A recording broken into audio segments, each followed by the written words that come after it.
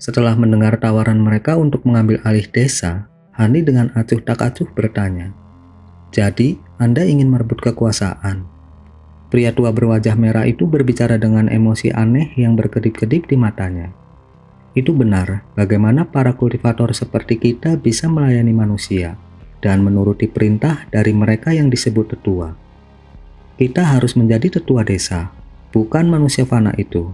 Saya seorang kultivator pembangunan fondasi. Saya udah nggak kuat lagi dikendalikan oleh manusia selama ini. Karena kami memiliki terlalu sedikit kultivator, kami nggak berani mengambil tindakan. Tetapi dengan tambahan kalian berdua, kesuksesan akan sangat mungkin terjadi. Hani mengalihkan pandangannya ke ketiganya dan tanpa ekspresi berkata, "Aku tidak tertarik. Silahkan kembali. Saya akan berpura-pura bahwa diskusi ini nggak pernah terjadi." Tanggapan Hanli sangat mengejutkan mereka. Pria tua berambut panjang itu kemudian memaksakan senyum dan selanjutnya berusaha membujuknya.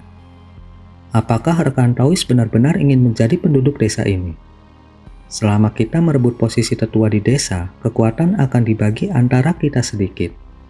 Akibatnya, meskipun kondisinya buruk, kami dapat bertindak dengan bebas. Hanli membelai dagunya dan dengan tenang berkata, "Saya pikir Anda rekan Taois salah paham tentang sesuatu. Kami berdua nggak pernah mengatakan kami berniat tinggal di desa ini. Kami akan pergi dalam 2 hari. Dengan demikian, kata-kata Anda nggak lebih dari fantasi. Nona Mei dan saya nggak akan ada hubungannya dengan masalah ini." Setelah beberapa saat terkejut, pria tua berambut panjang itu hanya bisa berkata, "Apakah kalian berdua mencari desa lain karena kalian nggak puas dengan yang satu ini? Kalian berdua mungkin nggak tahu ini. Tapi desa kami adalah salah satu desa terbaik di daerah ini. Kondisi desa lain jauh lebih buruk daripada kita." Hani tersenyum dan dengan ringan menggelengkan kepalanya dalam diam. Pria tua bungkuk itu memasang ekspresi heran ketika dia menyadari. "Mungkinkah kalian berdua berniat mendaki gunung angin badai?"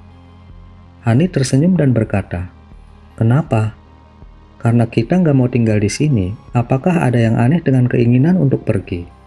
Dengan ekspresi aneh di wajahnya, pria tua berwajah merah itu memutar-mutar janggutnya dan berkata, "Ini bukan sesuatu yang hanya aneh. Tidakkah kalian berdua menyadari bahwa gunung angin badai sangat berbahaya?" Hani menatapnya dan dengan datar berkata, "Meskipun saya nggak tahu banyak tentang itu, saya telah memperoleh pemahaman perkiraan dari kepala tetua."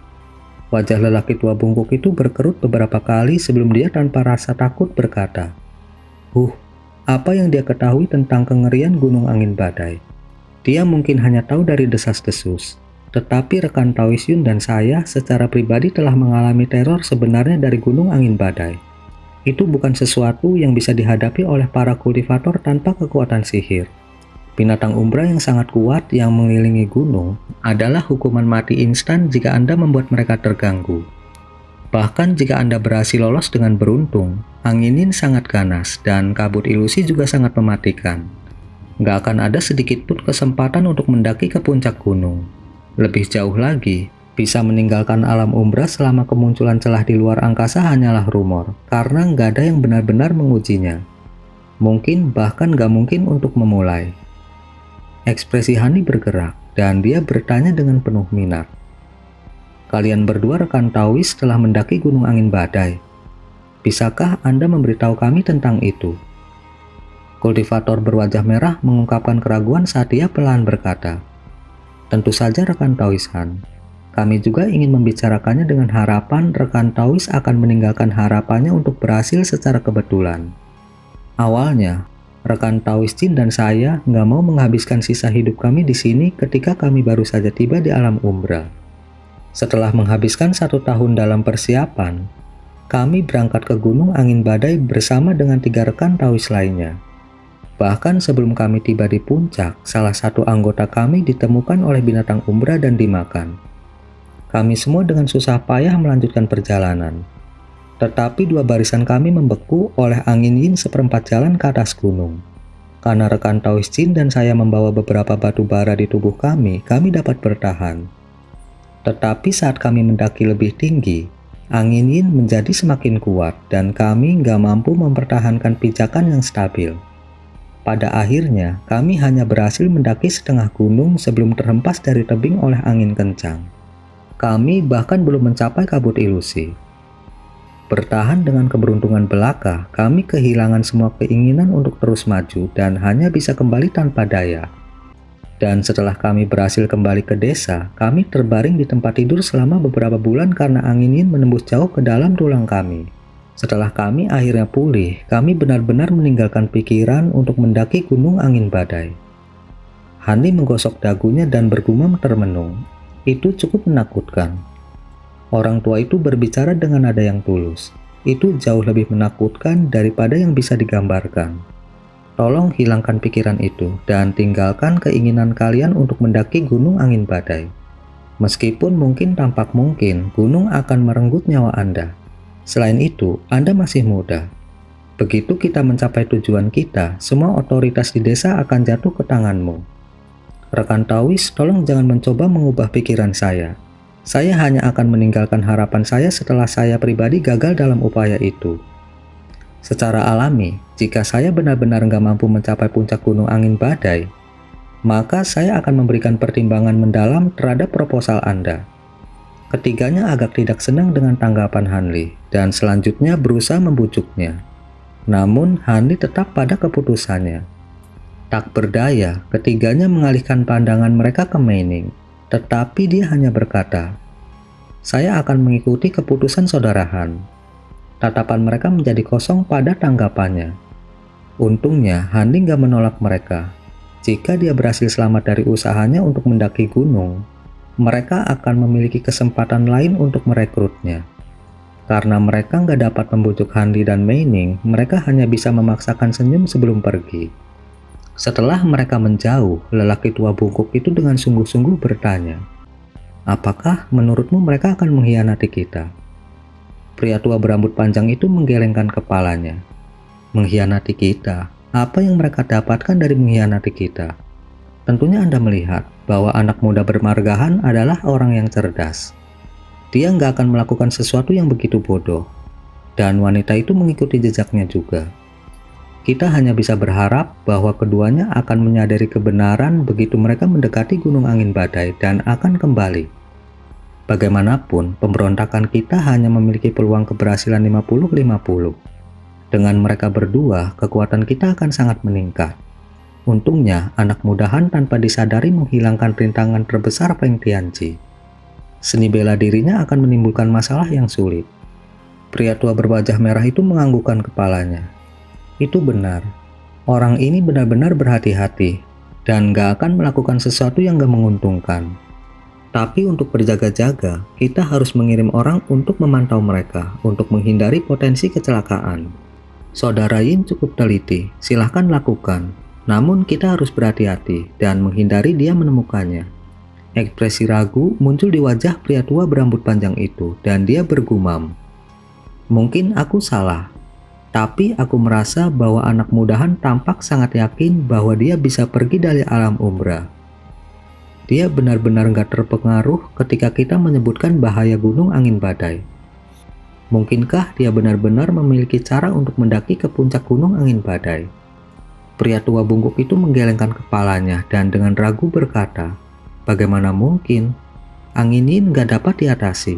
Saudara Yun, saya dan mayat beku yang tak terhitung jumlahnya di sekitar gunung dapat membuktikan hal ini. Itu hanya pemikiran yang sia-sia untuk percaya bahwa seseorang benar-benar dapat melarikan diri dari tempat ini." Ya, itu pasti tipuan mata. Setelah beberapa pemikiran, lelaki tua berambut panjang itu menyimpulkan bahwa itu benar-benar tidak mungkin, dan tersenyum mengejek diri sendiri. Tetapi ketika lelaki tua berwajah merah itu mendengar ini, hatinya tiba-tiba bergejolak, dan sebuah pikiran muncul di benaknya. Ketika ketiga lelaki tua itu pergi, Hanli berbicara beberapa patah kata kepada Meining dan meninggalkan ruangan. Dia pergi ke kediaman pria paruh baya bermarga Feng dan melihat bahwa dia benar-benar mati karena tenggorokannya dirobek oleh kumbang pemakan emas. Setelah melihat mayatnya dari kejauhan, Hanli pergi dan mulai bertanya ke penduduk desa tentang keadaan tanah, keberadaan desa lain, dan distribusi binatang umbra. Akhirnya semua detail kecil ini dikumpulkan bersama di benaknya sebagai informasi penting untuk melarikan diri dari tanah ini. Dan dia mampu menggambar peta terperinci dari keterangan penduduk desa. Dalam 2 hari berikutnya, Hani menyelesaikan sebagian besar persiapannya dan pergi untuk memberitahu tetua kepala desa bahwa mereka bermaksud mendaki Gunung Angin Badai. Pria tua gemuk itu secara alami merasa bahwa ini sangat disayangkan dan mendesak Hanli untuk tetap tinggal. Tetapi setelah melihat tekad Hanli yang tak tergoyahkan, dia nggak mendorong masalah itu. Setelah Hanli kembali ke kediaman, dia dan Meining tidur sepanjang malam. Tetapi pada dini hari keesokan harinya, seseorang diam-diam mengunjungi mereka dan mengetuk pintu mereka. Ketika Hanli melihat pria tua berwajah merah itu, dia terkejut. "Rekan Taoisun, rekan Taoisan, saya akan mempersingkat masalah. Meskipun saya nggak tahu apakah Anda benar-benar memiliki kemampuan untuk meninggalkan tanah ini, Anda dapat dianggap sebagai harapan terakhir saya. Jika Anda benar-benar mampu melewati bencana Gunung Angin Badai, saya harap Anda dapat mengirimkan kotak ini ke sekte jimat surgawi saya." Dengan ekspresi serius, dia mengeluarkan kotak kasar yang terbuat dari tulang dan menyerahkannya kepada Hani dengan kedua tangannya.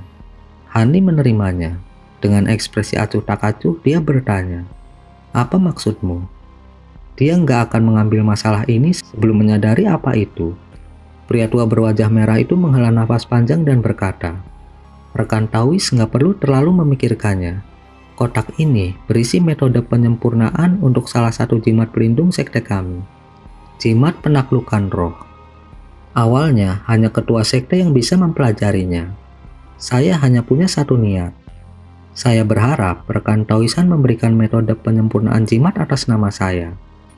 Saya nggak ingin jimat ini hilang selamanya dari sekte." Segera setelah itu, dia mengangkat penutup kotak untuk mengungkapkan beberapa potongan tulang yang terukir. Jejak keraguan muncul di wajah Hanli. "Jimat penaklukan roh.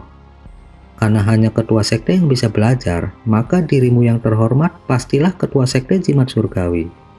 Orang tua itu mengakui. Saya dengan malu mengakui bahwa saya adalah ketua sekte ke-57 dari sekte jimat surgawi. Sebuah sekte kecil yang sekarat dari negara bagian provinsi Awan Bunga Jin.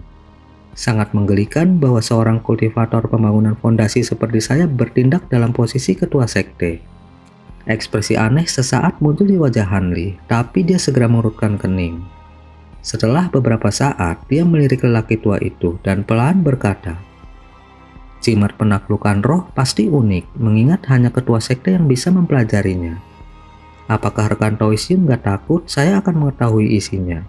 Selain itu, meskipun saya telah mendengar nama besar negara Anda, saya belum pernah ke sana sebelumnya, dan saya nggak yakin apakah akan ada kesempatan yang benar-benar muncul untuk saya kunjungi atau tidak. Dari cara saya melihatnya, bukankah Anda terlalu gegabah?" Ketika orang tua berwajah merah mendengar pertanyaan Hanli, dia nggak mengungkapkan kejutan sedikit pun. Sebagai gantinya, dia menjawab dengan ekspresi menghargai. "Karena saya memberikan benda ini kepada Anda, saya telah menerima bahwa rekan Taoisan akan mempelajari teknik penyempurnaan jimat sebagai pembayaran.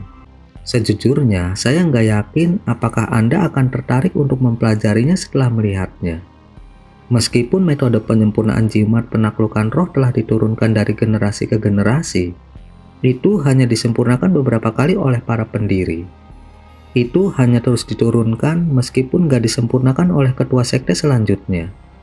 Dan karena sekte saya sendiri sudah sangat lemah, jimat ini hanya akan berfungsi sebagai mimpi sentimental saya. Mengenai apakah saudara Han bisa tiba di negara jin atau tidak, itu nggak masalah. Saya hanya menemukan ketenangan pikiran bahwa ciptaan pendiri sekte nggak selamanya hilang dari dunia kultivasi. Bahkan jika metode penyempurnaan jimat benar-benar nggak mampu kembali ke sekte, itu akan cukup baik jika rekan Taoisan mewariskannya, sehingga tidak tetap hilang. Ketika saya nanti menghadapi generasi ketua sekte sebelumnya di dunia bawah, saya akan punya alasan."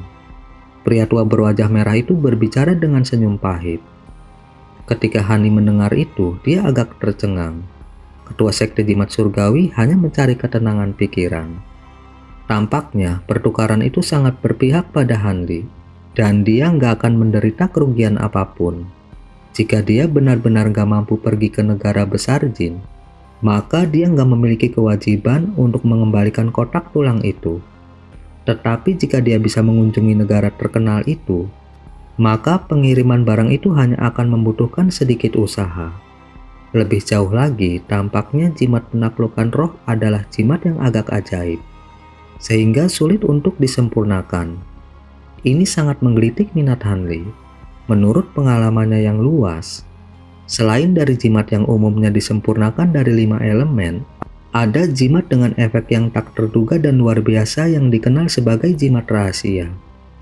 Jimat rahasia ini nggak sulit untuk membedakan antara 5 elemen. Selain itu, setiap sekte memiliki metode unik mereka sendiri untuk memperbaiki jimat rahasia mereka sendiri, sehingga sangat sulit bagi orang luar untuk menyalinya. Misalnya, ketika tetua Istana Bintang hampir membunuhnya dalam serangan diam-diam di Balai Surgawi, mereka telah menggunakan proksi yang diproduksi oleh jimat inkarnasi. Setelah itu, mereka menggunakan jimat transportasi yang unik untuk Istana Bintang untuk melarikan diri. Tentu saja, jimat inkarnasi jauh lebih berharga daripada jimat teleportasi, meskipun keduanya merupakan jimat rahasia.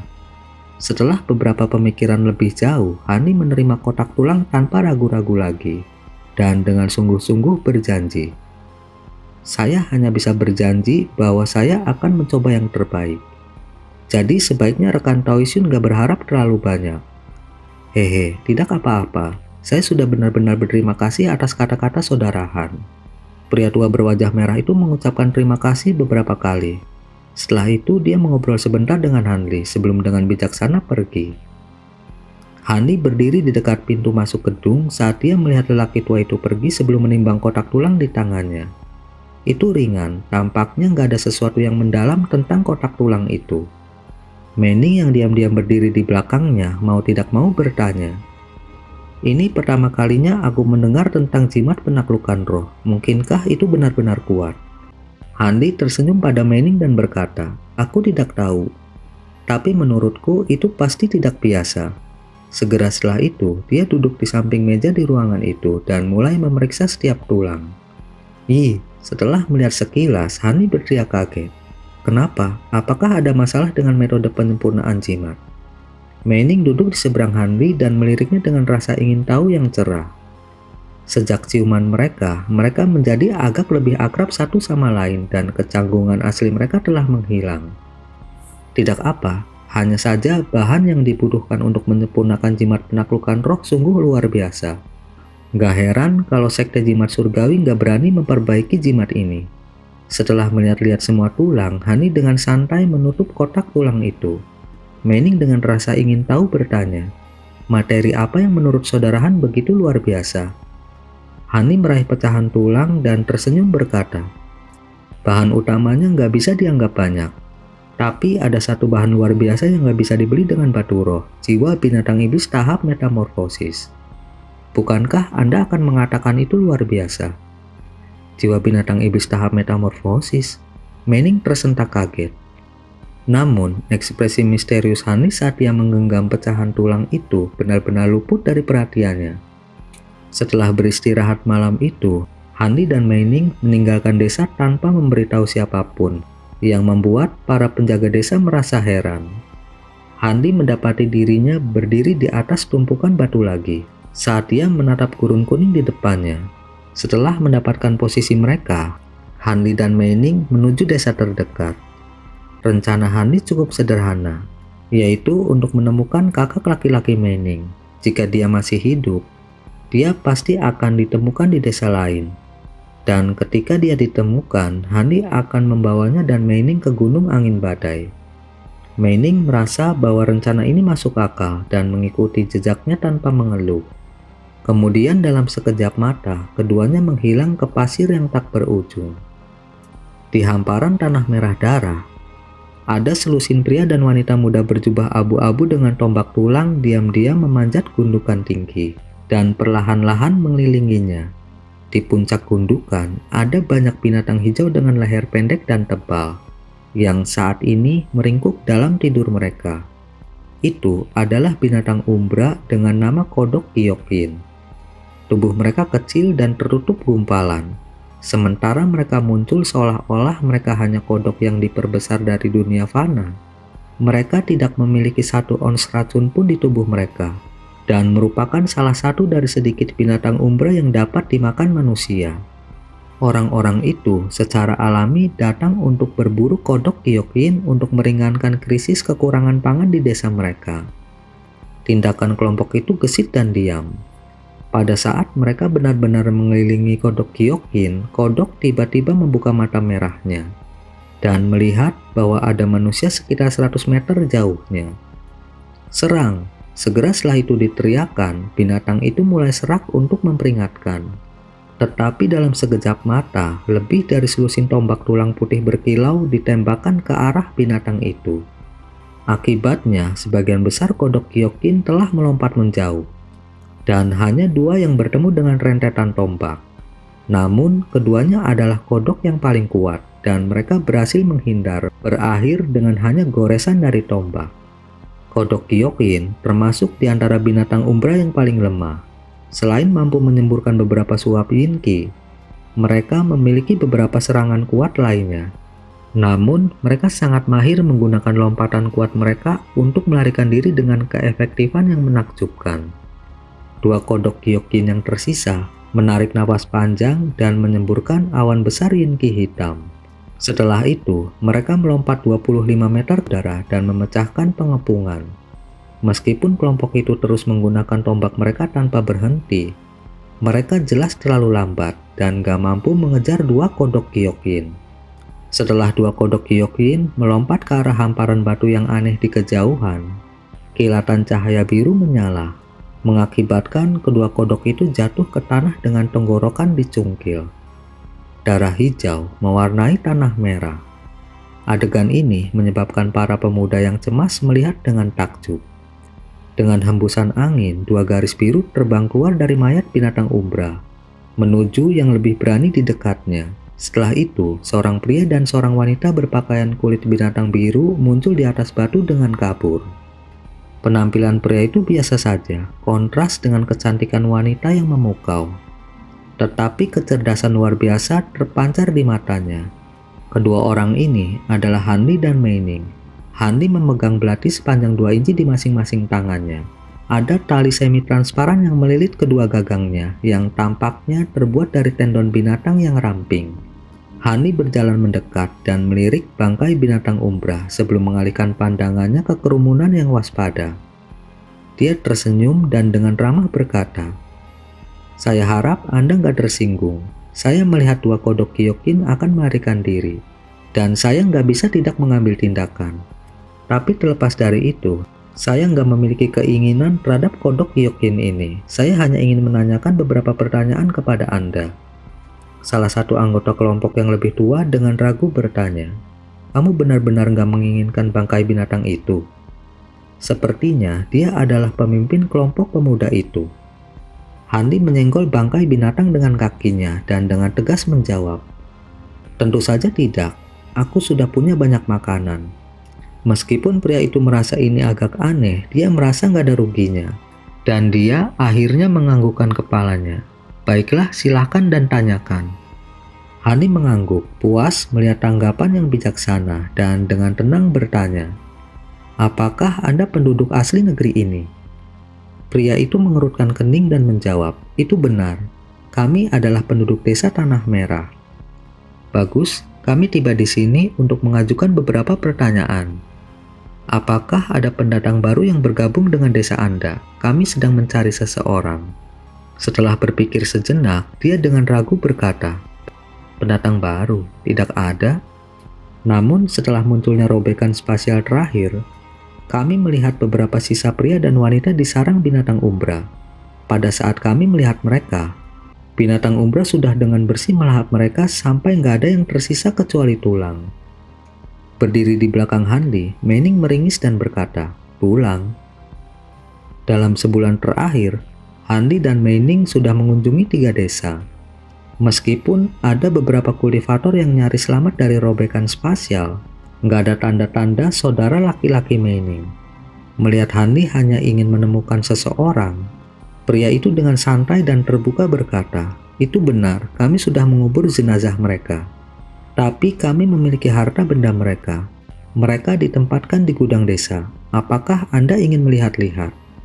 Hani melirik Manning yang diam sebelum mengangguk. "Itu bagus, kami harus merepotkanmu. Jika harta kakaknya kebetulan ada di antara mereka, maka pencarian akan berakhir. Dia harus mengkonfirmasi mereka untuk berjaga-jaga."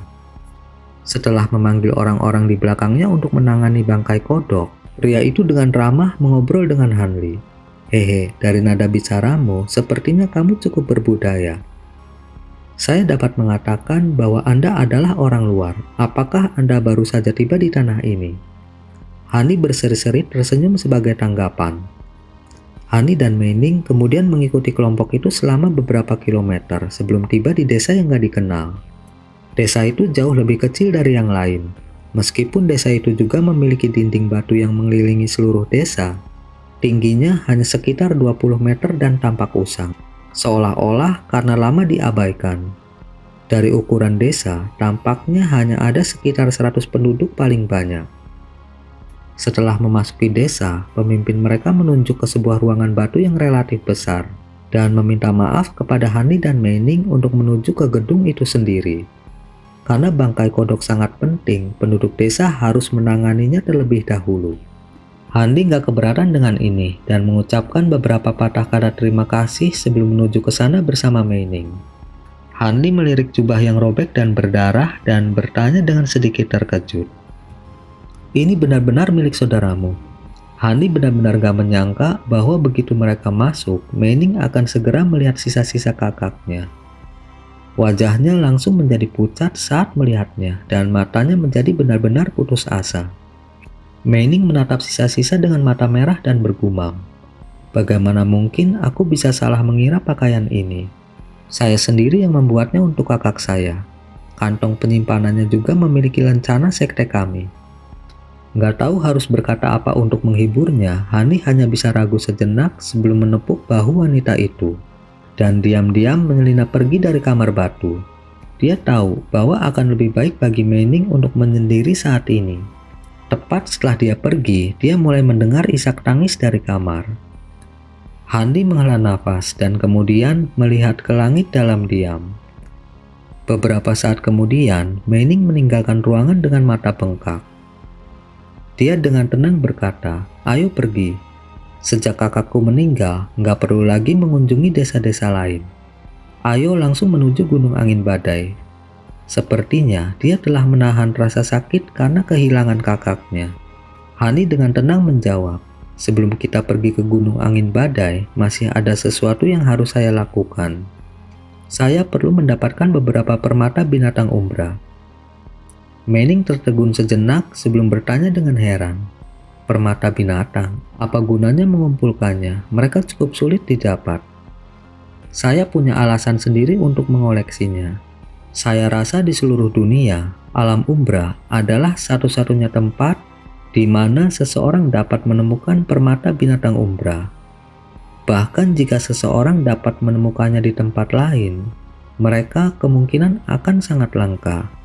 Mengumpulkan permata binatang umbra akan sangat sulit jika kita ingin mendapatkannya ketika kita pertama kali tiba. Namun kita nggak akan menjadi orang yang menangani binatang umbra.